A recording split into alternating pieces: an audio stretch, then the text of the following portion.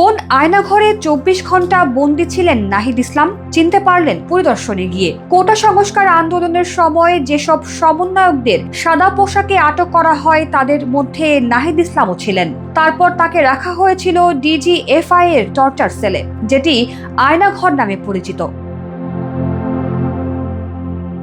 ১২ ফেব্রুয়ারির প্রধান উপদেষ্টা ডক্টর মোহাম্মদ ইউনূস রাজধানীর ৩টি এলাকায় র্যাব ও ডিজিএফআই এর টর্চার সেল তথা আয়নাঘর পরিদর্শন করেন। সে সময় অন্যদের পাশাপাশি উপস্থিত ছিলেন নাহিদ ইসলামও। তিনি জানিয়েছেন, তাকে যে সেলে আটকে রাখা হয়েছিল সেই সেলের এক পাশে টয়লেট হিসেবে একটি বেসিনের মতো ব্যবস্থা ছিল। ৫ আগস্টের পর এই সেলগুলোর মাঝের দেওয়াল ভেঙে ফেলা হয়, দেওয়ালে রঙও করা হয়।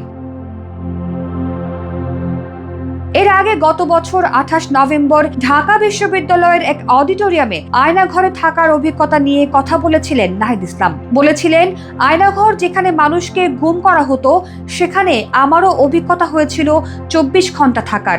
আমি থেকেছি সেই রুমটায় এবং দেখেছি দেয়ালে তাদের লেখা যারা দীর্ঘদিন ধরে সেখানে বন্দী ছিলেন।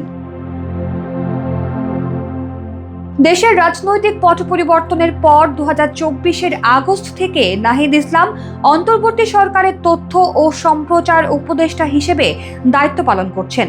বৈষম্য বিরোধী ছাত্র আন্দোলনে প্রথম সারির নেতৃত্বে ছিলেন তিনি।